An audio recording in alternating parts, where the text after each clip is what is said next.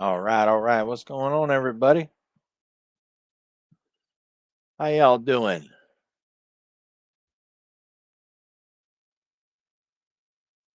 Well, we made it.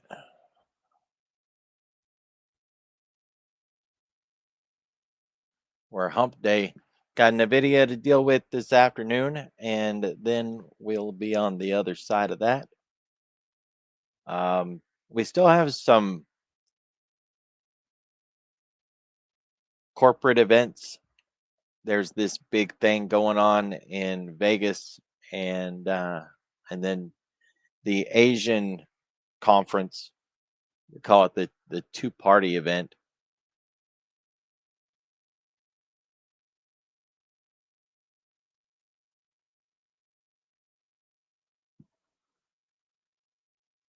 Or the two sessions event, I guess that's what they call it. But really, we're winding down on a lot of the risk that we've been focused on.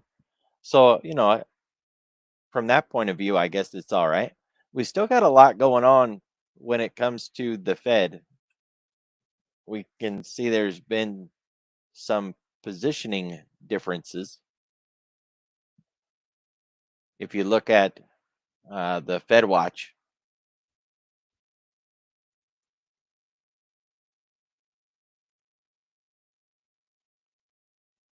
I was poking around in here earlier and noticed that uh, we were seeing a bit of an unwind from possible cuts all the way up the curve. So usually the curve that we had been seeing was March and April, no cut. Possible cuts started in really a little bit of June, but it was much more in July and September. And now that's backed off quite a bit.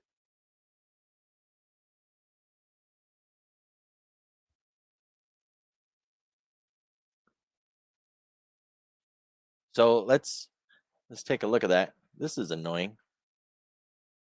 It's not normally like that.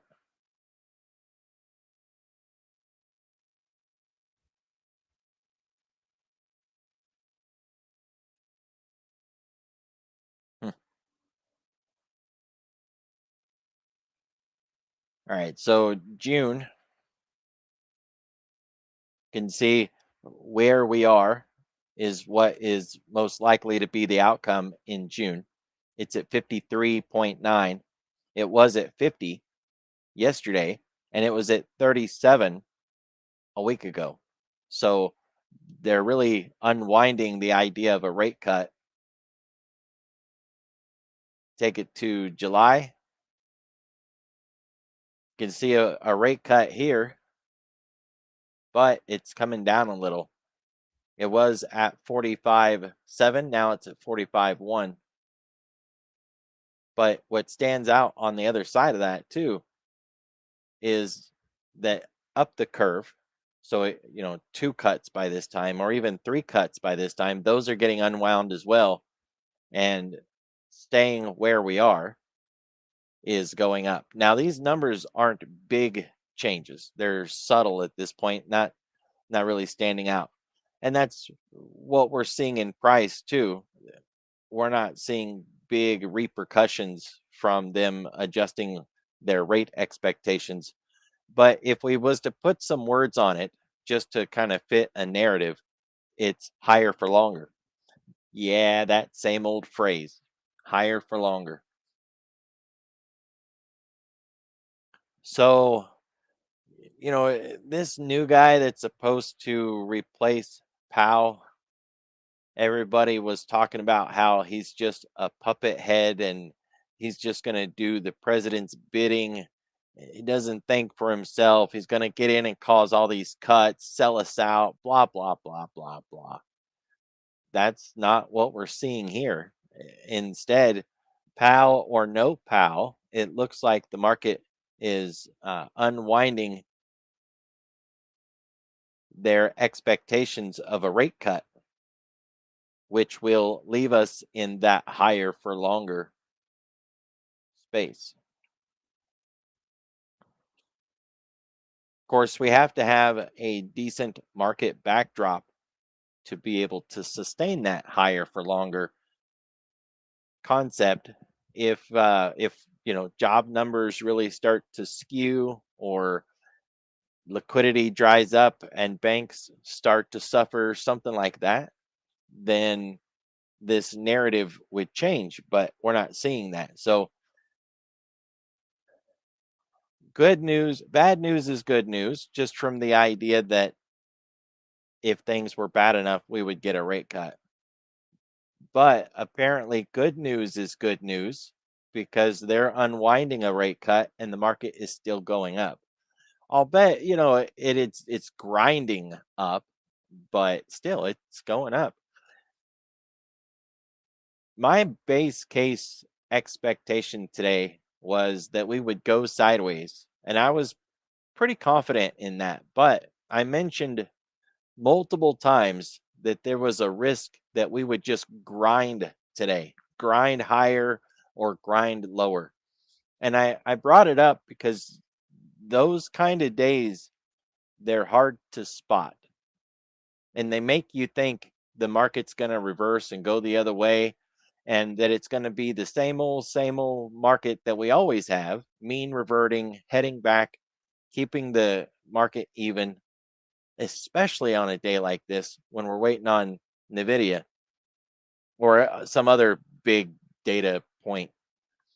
So sideways made sense, and yet there we go, we're just grinding higher and higher. The first warning for me that we was going to continue to just grind higher was when we broke outside of last week's high, and then we came back down and checked it, and we didn't break back down below it. That right there was my little warning or heads up that that I was wrong. That my morning briefing, where I had talked about being sideways for the day, was very likely not going to play out at all. And here we're continuing to go, and it's still not done. We might see 69, 70 by the time we're done today, looking at the pace of this move. My concern is that we're looking at a rising wedge here, and rising wedges generally break to the downside. Now we can get a blow off top first and then break to the downside. That's always possible.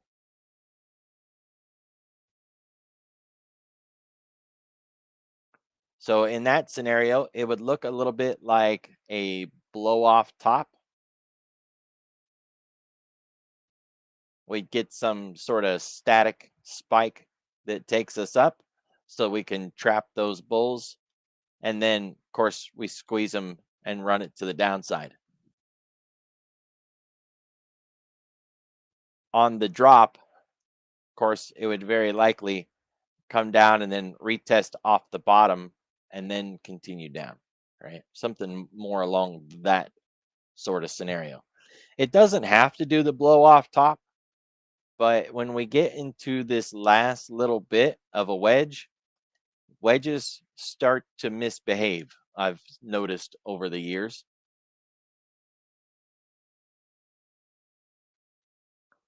So that's another little tell, is that we're getting into this last bit, and we shouldn't. If a wedge was going to play out the way it's supposed to, then we should never get into that last little bit. So here we are. We'll see. It just goes to show that in the morning, before you start trading, that if you run a consistent analysis, you can pinpoint what's likely to happen on the day and get some warnings for what if I'm wrong as soon as possible, right? It's kind of the idea, because you're never going to be right all the time. But what if I'm wrong, and what will wrong look like, so that we can, change our mind and take the other side of the trade. The base case argument to me was invalidated and the next theory was in play as soon as we failed to get back inside 69.32. This sort of Busby bounce there. That was all I needed.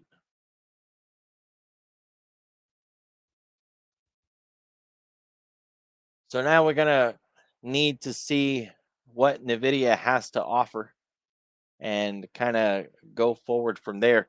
Software is up today. Some, at least it was in the pre market. We'll use IGV. So IGV is like they call it expanded tech, but really it's more software than anything else. This is the IGV ETF on the left, and these are the top 10 constituents by weight, starting with Microsoft, which is the biggest weighted in the top 10, and ending with Now, which is the lowest one of the 10. Now, there's way more than 10 names in this, but to be able to read it, if you get too many names, you won't be able to read it. Um, Sometimes I think 10 is too many. I knock it back to 8 names, but 8, 10, kind of get an idea, right? And you can see most of them are doing pretty good today.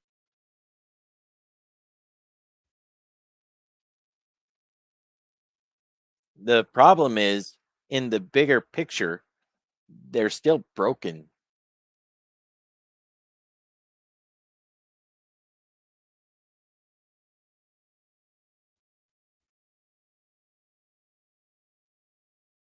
Here's IGV, same same setup.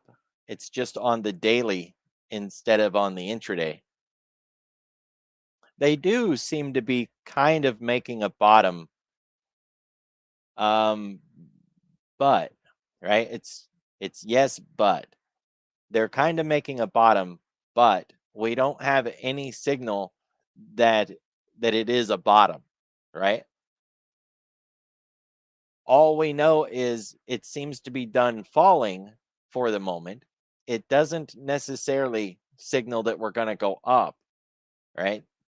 Not falling doesn't mean rising. So I think we've got the potential for some early opportunities, but not without risk. And that's trading. We're always going to have to deal with risk. It always just comes down to how much risk do we have to deal with, and are we comfortable with it? Can we make it smaller so that we are comfortable with it? And as long as we can square that round hole, then who cares, right? If the risk is small enough, why not throw it on there and see what we get? So with IGV, we've got this angled trend line, and I'm not a huge fan of angled trend lines, but whatever, it's there. We've got this overhead. We've got a gap that needs to be filled. I'm a big fan of gaps that need to be filled. We gapped down, and that's never a good thing. But after gapping down, we are attempting to make a run back up. So let's get this gap closed first, which means we got to get back to, let, let's do it this way. This is where the candle closed. And in this scenario, that gap is done. We tagged it today. Ta-da! Yay! So on the one hand, let me make sure I know what my date is. All right, we'll go back to that. On the one hand, we just closed the gap right there. The risk is that now that we have this gap closed, we're going to dump, or we're just going to fall right back down. And that the only thing the market wanted to do was get that gap closed. Here's an example of our current situation. It's the exact same thing right there. Look at that. We gapped down, fell a little more, turned around and ran right back up and tagged that gap close. And we even overshot it and went a little bit higher. but then we rolled over and fell back down again. But look at that. We've been falling for a long time, right? This has been red, and it's just been working lower and lower and lower. But after sitting down here in this range, we had this last little capitulation play here. Now, maybe it's like this one where we stopped falling and we rode up for a little bit. Maybe it's like that, but it doesn't seem like it, right? Because we had this move. Let's just circle that. We had this, and that would be this. But then we immediately fell and we broke that previous low. But this time we fell back and we set a higher low and we stayed sideways for longer. Then we dumped. So it's not the same, right? It still doesn't say it's done, but we can see that there's changes coming. The beatdown in software has been broad, and it's very likely not done. New headlines are going to come out. The HP headlines were big shockers, but it's not going to end with HP. We're going to continue to see these kind of headlines, and more companies are going to take that beat down. But Microsoft is on the inside, right? It's already developing agents. So when we look at that list, we know that Microsoft is going to be one of those that's able to recover. And it's very likely that it won't be the only one in this list that's also able to recover. Exactly. It could 100% go down more, right? The idea, though, is we're looking to see if software is ready to bounce. As a company, a lot of these companies are done unless they completely rewrite their model and come out with something new. They're done.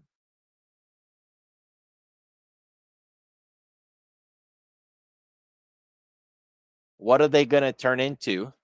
And how much is their debt going to affect the space that they're in?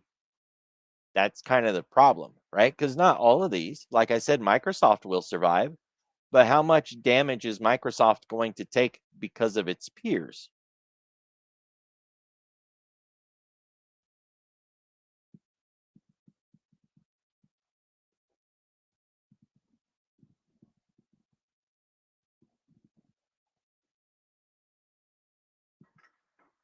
And of course, it always comes down to risk. So let's shop around and look at some of the options on these things and see if we can find something to take a trade in. We'll just start with IGV. It's very likely not liquid enough, but we want to look anyways.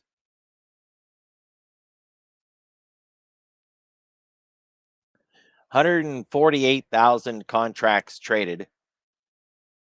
3-to-1 calls to puts almost. That's sorry math, but it's close enough. Maybe two. It's better than 2-to-1. Definitely more calls than puts, right? 2.5. The call volume is running at 300% more than its 5-day average call volume.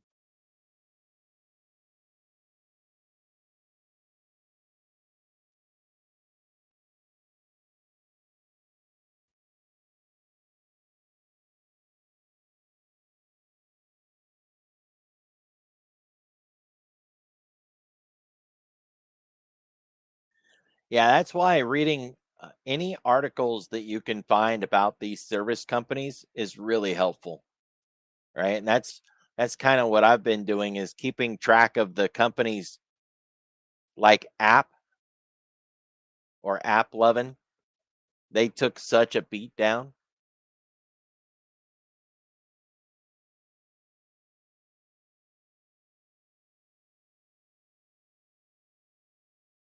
There's been some really good articles that I've read that talks about these different companies and which ones were getting the worst treatment and which companies were being threatened the most by AI.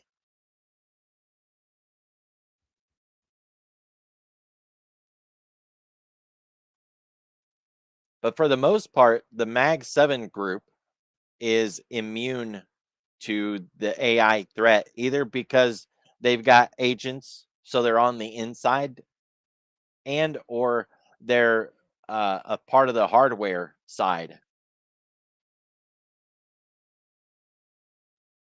It's not to say that they don't have risk, because all of them do.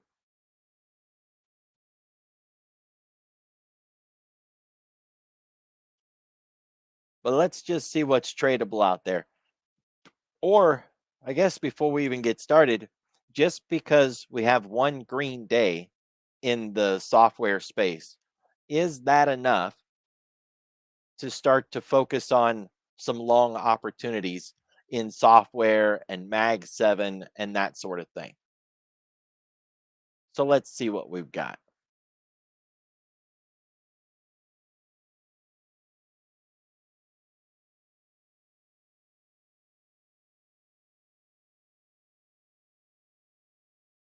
How's liquidity? This is a bit nuanced, but it's the plumbing behind everything. When this is going up, things are bad. You can see how April of last year, it was really high, really steep. We got there quickly. So when you're running a ratio chart like this, or you're running an unknown tool, look for a period in history that you really know what was going on. An extreme low, an extreme high, something like that. We know last year in April, with the bond vigilantes forcing the president to change his language in the tariffs, that was the April low of last year. So that's when things were at their worst. And then we flipped over. So that's what bad looks like. And now we're all the way down here. Is it pointed up? Yeah, but I mean, we're all the way down here and we're underneath this risk level, or we're at that risk level. And we've got other areas that we would have to break through if we were looking for a move up. It's not that sort of situation. So plumbing is fine. Fed liquidity is okay. No issue there.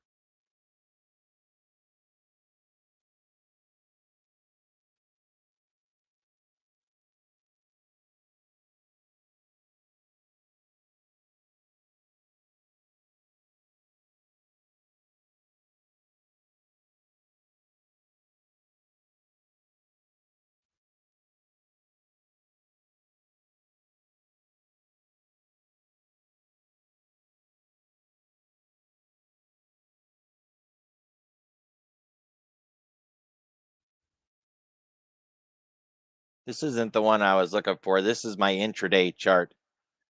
Um, yeah, this isn't really going to be helpful to us. The VIX is down. The buy right monthly index is up.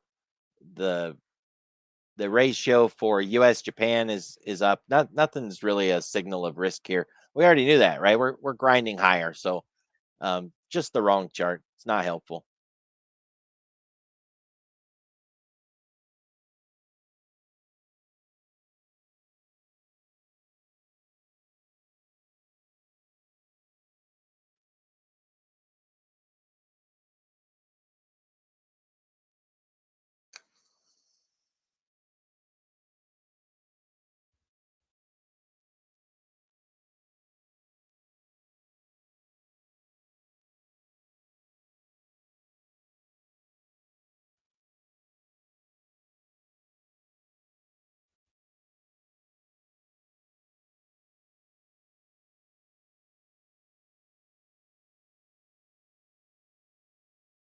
All right, now this is a collection of symbols. If we was to take Apple and Microsoft and Google and Amazon, Nvidia and Meta and just add them all together and run a little math to it, we can make our own ETF. And so that's kind of what we're looking at, a homemade Mag 7 ETF. And we can see the turnaround here, right? I got the weekly on the right, the daily on the left. We got the cross up on the lower indicator, and we got price making new highs headed towards the January year to date anchored VWAP. It's looking really good as a starting point. It's those green shoots, right? It's just a little bit of daylight in there. The thing about trading is you can wait to get signals and confirmations and agreement that long is the right idea or short, that you've really got a lot of signal to validate your trade. But the longer you wait, the more confirmation that you seek, it it adds risk and it adds cost. They say that you pay for confirmation, and I really believe that. So suppose we wait to get more information, price continues to rise, so the distance back to the top is less. That's less profit for us. Then, if we're using the old school logic that says that our stop will go underneath the low, then we're getting farther and farther and farther away from where we're going to initially put our stop. And that increases our risk. So that's why they say you pay for confirmation. It's not to suggest you should never wait for confirmation, because I don't think that's true. You can get in early with starter positions, and then if it continues to prove you right, you just keep adding in as the position goes, right? If it starts to misbehave or just straight up fails, well, so what? Your position was small, you didn't have a lot of risk to begin with, you cut your losses and you move on. That approach, in my opinion, works better for those who are not scared of a loss. Because, trading isn't about winning and losing, it's about managing your risk and trying to maximize your profits as much as possible. Trying to not lose is just a waste of time. You're going to lose, it happens. But some people really struggle with any loss whatsoever and will take extraordinary lengths just to avoid having a loss, which is unfortunate because after such extraordinary lengths, when the losses do come, and they still will take a loss, they're usually very, very painful, outsized losses that have significant punishment to them. Why? Why do all that when you can just get your hand slapped and move on with a minimal loss? But it's not about right or wrong. It's just recognizing the kind of trader you are.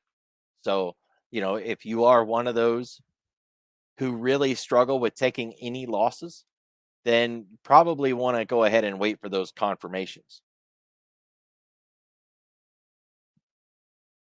This is a beginning signal. And if you was watching last week when we started to get this turnaround, probably would have been better to get in closer to the low. The sooner the better. That's why I like candle patterns. One bar or maybe two bars in a combo can give you a reversal signal so that you can get in as early as possible. You don't have the confirmation, but you have much less risk. So this is a good signal that the Mag 7 might be turning around. But that's only one signal. We want to look at another one that I really like to use.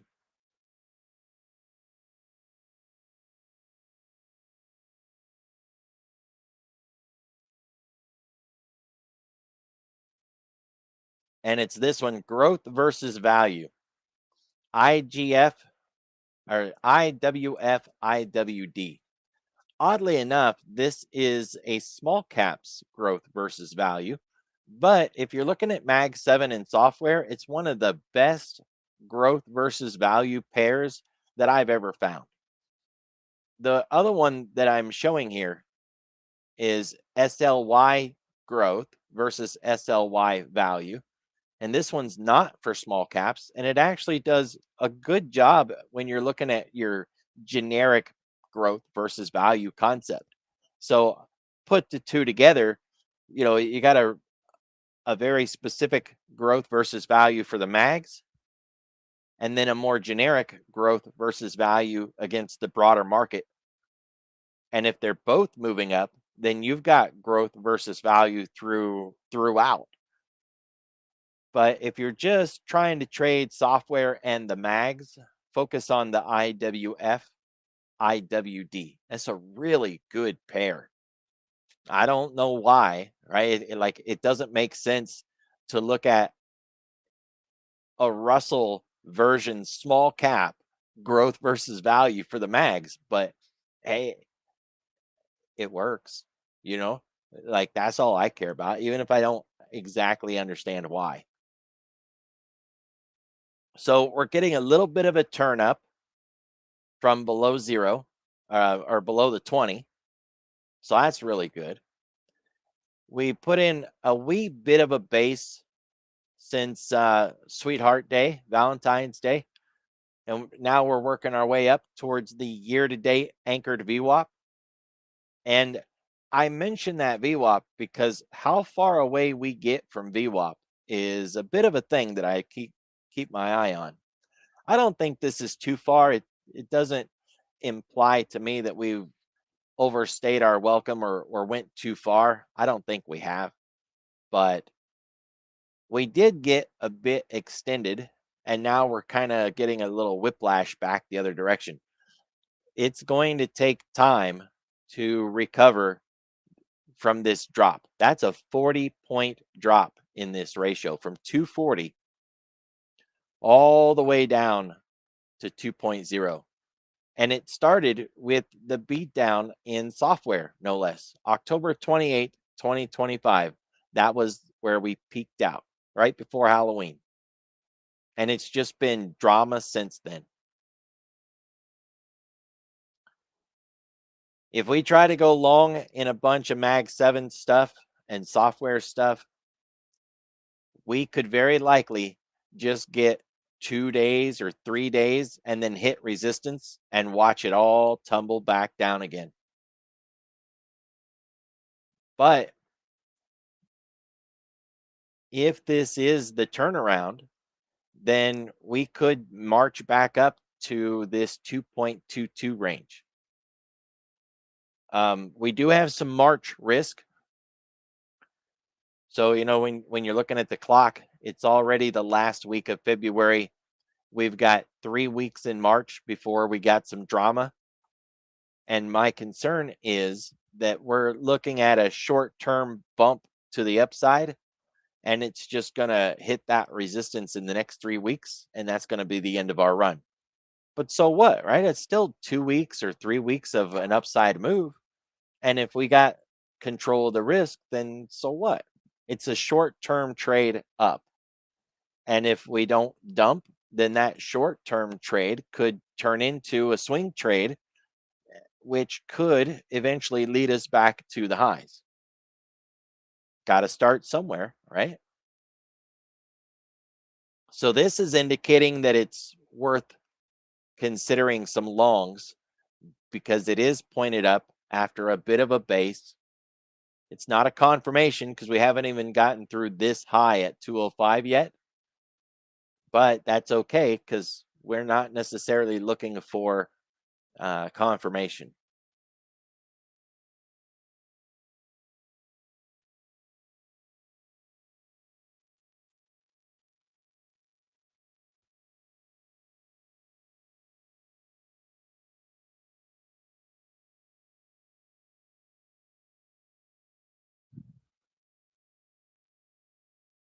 All right, now this is like a good tech gauge? It's on a monthly. I never change that. I always leave it on a monthly. And with February almost over, I want to see how this February bar closes. We need to get through the midpoint of this bar. I'm going to be a little concerned if we don't.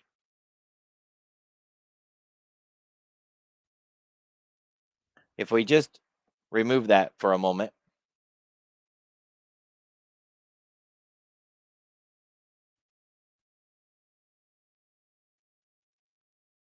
this kind of highlights why I'm concerned. So you take a bar, take a range, doesn't have to be a bar, take a range, mark that midpoint, and look at how we close. And if we close under that midpoint, then we're more bearish than bullish. You can see in the next bar, we tried to rally and get above that, but we wasn't able to keep it. Then we checked it again and rejected off of it. And then, down we go. So here we are near the end of February, and we're looking at this February bar, and I'm kind of sitting there asking the same question. Okay, we got a bit of a rally up. We're near that mid. Are we going to close underneath this midpoint or not? If we do, I'm going to be leaning more bearish than bullish for my logic of software, right? But we're not at the end of the month yet. We've got a little bit of time. So this candle has a little bit of time. See how it plays out. But in the bigger picture, when we zoom out, not just focus on one candle, we've been getting these higher highs, and now we really got out of control. We had some lower lows, and now we don't have anything. This could end up being our higher low. We would have to fade down and then leave that range enough so that we can look back and say, oh, yeah, look at that. It was a higher low. And some analysts will argue if we do get a really clear leg like that, that these weren't even counted because this was just like more slop than anything else. That one might be countable, but it will depend on how this leg eventually forms and if we keep falling or not. So, the other part of this while we're here is measuring these legs. So, you can measure this impulse.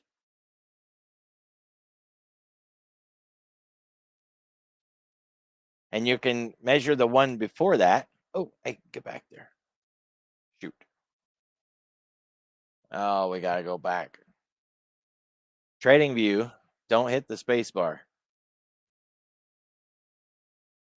If you measure the last two legs, the first one was small, the second one was bigger, the third one is bigger still. Those legs are getting larger.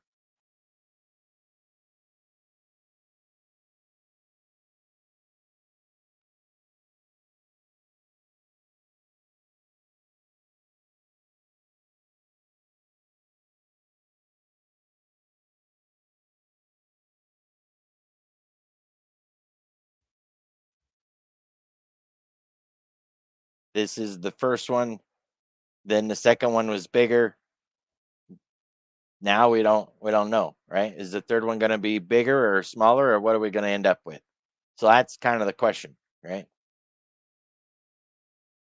So let's see how February ends when it comes to this chart and whether or not we end up closing underneath the midpoint.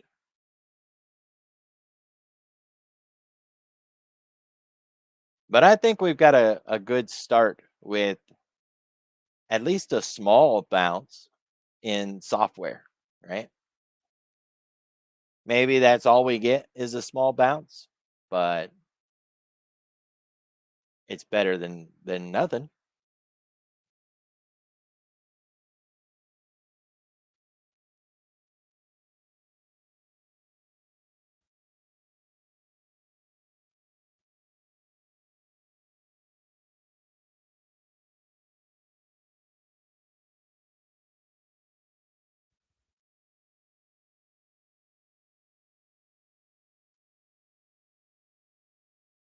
I mean, you got to admit that's one heck of a beatdown, right? So looking for an upside move here, it's not out of line. The problem with IGV is this lack of liquidity. Take a look at the options, even a short-term option. Oh, well, never mind. That's looking really good. 50-cent wide bid ask spread, lots of strikes to choose from. Not bid ask spread, 50-cent wide strikes in between the options strikes. If you're looking at the open interest, we just got the 50 cents, right? We can tell that because the open interest is spread out by $1 for the larger positions. And then it gets smaller on the 50-cent pieces. So the 50 cents hasn't been there long. The bid ask spread's a little wide, not not the worst we've ever seen. And there is market participants, all the way out into the 90s, which is nice. Got good intraday volume. Not awesome, but at least there's participants. That's better what we can say about a lot of things. Unfortunately, that doesn't extend out to April. That's the wrong one. Let's use this one, April 17. That looks a little better. 17,000 on the 85 strike. I like that.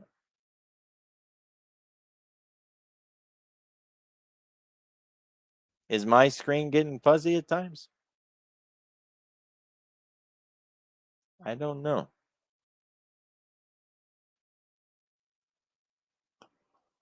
See, that's why I like to just run everything on Zoom.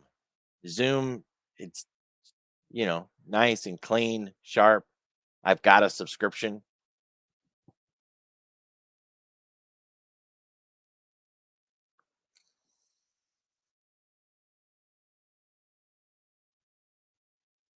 So 85 looks pretty good.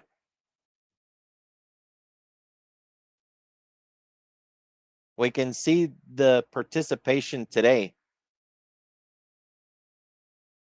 Now, we have to make an assumption, but it's a pretty fair assumption that those are new trades, new positions today. It's very likely that the aggressor was a buy to open, but we're making assumptions, right? We're assuming. So rather than assuming, we can go in and just run a quick analysis on this.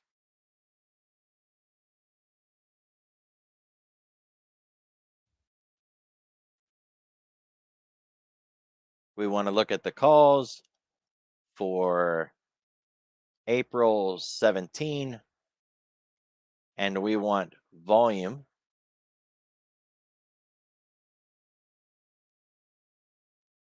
Nothing else even comes close, right? So that's the greatest amount of volume. Now, was they bought to open?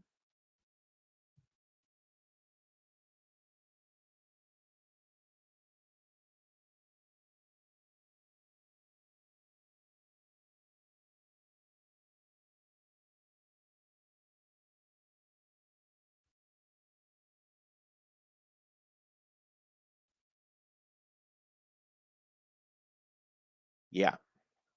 For the most part, they were bought to open. We've got some that are spreads. That's what these white ones are. But otherwise, a lot of these were just straight up bought.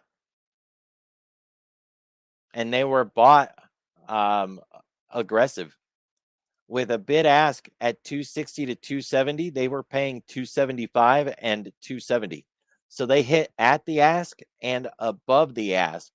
That's how much they wanted it.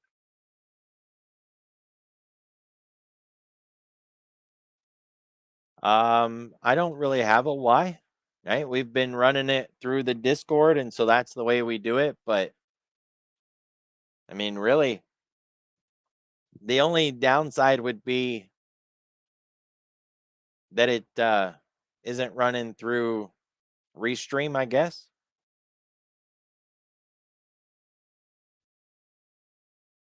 I don't know. That's a good thought because I do miss running it through Zoom. I really do. I think Zoom's got the best live stream, and I would just have to figure out what to do with the YouTube live.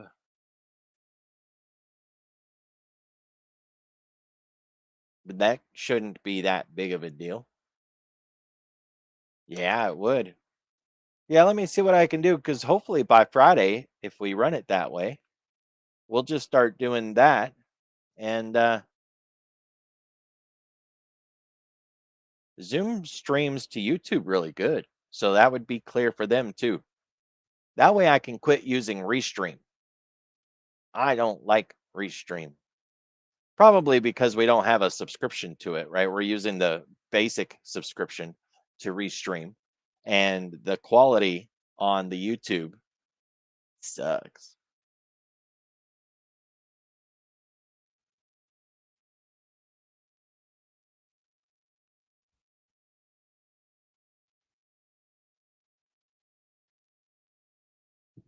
All right, so they're buying those 85 calls for April 17th.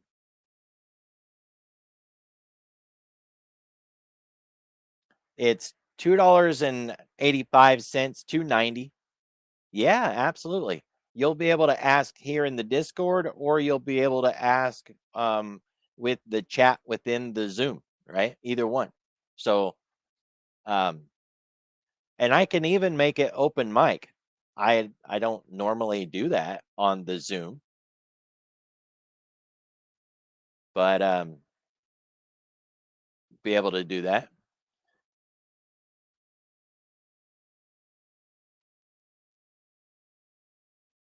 Now, when I run these streams in the afternoons, when you guys use your mic, that doesn't show up on YouTube.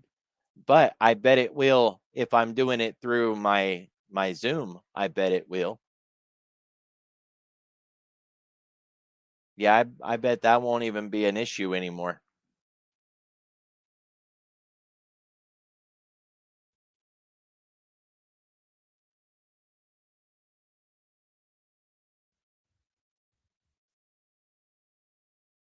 All right, we got the same sort of failed flag forming here as we do on those software plays.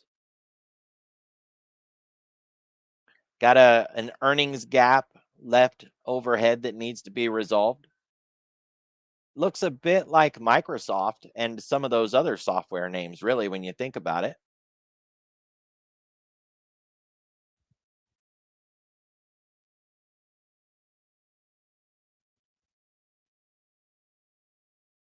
Just start with what we've got, 216,158 on the call side. So about 3-to-1 calls versus puts.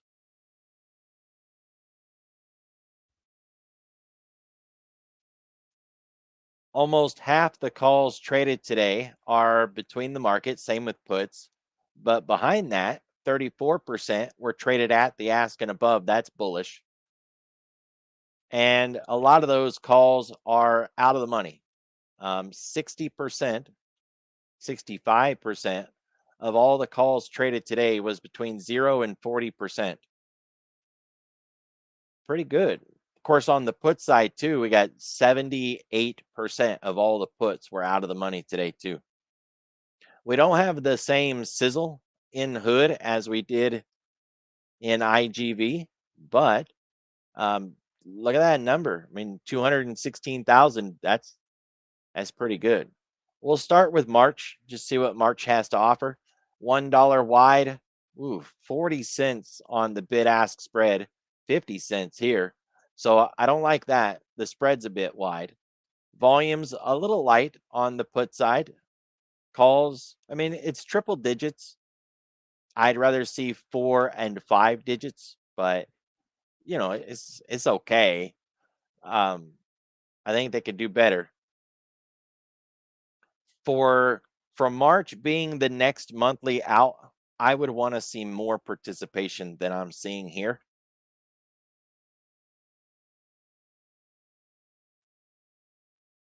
But still, all in all, it doesn't look that bad.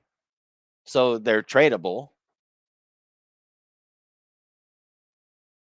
You got a $12 expected move for March and a $17 expected move for April. I don't know. April doesn't look that bad either, except now we're into $5 wide strikes, and I don't want 5 wide. So I go back to March. 23 days to expire. These options are a lot more expensive and they're less liquid. And there's not 50-cent wide strikes, and it's got a wider bid ask spread. Set all of that aside, though, you know, it barely meets the qualifications of something that I would consider trading.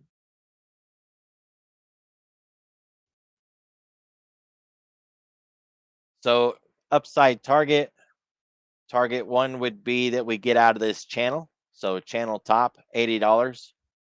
And then we get that gap closed, 85.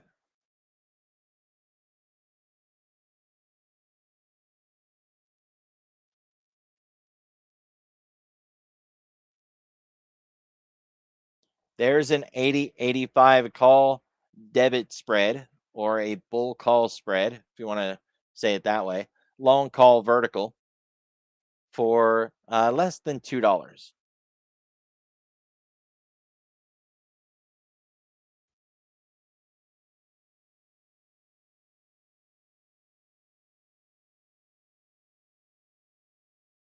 Break even is 81.80. Once price gets to 81.80, all you got to do is sit in it and let time go by, and it'll turn into a theta play.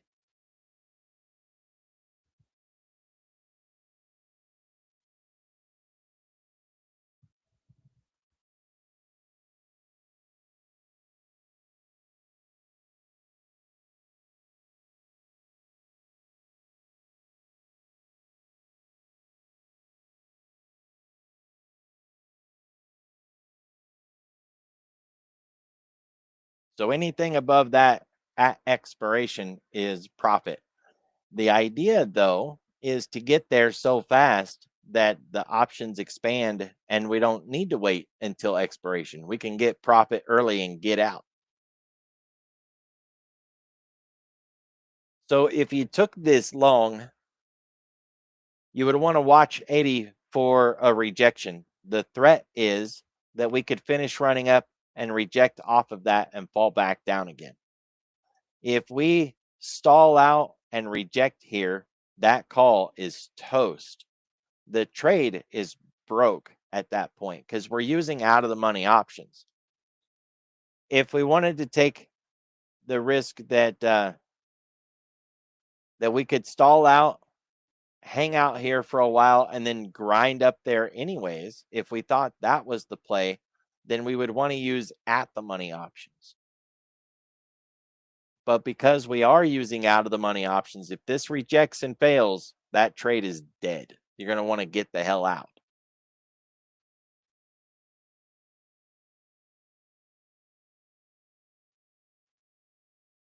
If you want it cheaper, because this does have some risk to it, right? $1.80, you could try running something like an 85 butterfly. That's 6 pennies and it's only $1 wide. So we're going to make it wider and we'll increase our debit until you reach a level that you're uncomfortable with, right? So that's the idea. You can see it's $5 and that's really cheap. So start moving this number lower and moving this number higher. And every time you do that, it's going to make the cost go up. And you keep moving it until the cost gets to a level where you say, okay, that's it. I don't want to risk any more. So if we move this $2, then we'll move this $2, keep it equidistant. Now we're up to $25 in risk. Now that's not bad. It's a $3 wide butterfly. We're risking $25. and that's not much risk at all, right? $25 plus commissions and fees. It's about 30 bucks. I don't want to lose money, but you know what I mean? Like that doesn't risk all that much. Max profit, if we did hit max, would be $275. So, we're risking 25 for a chance to make 275.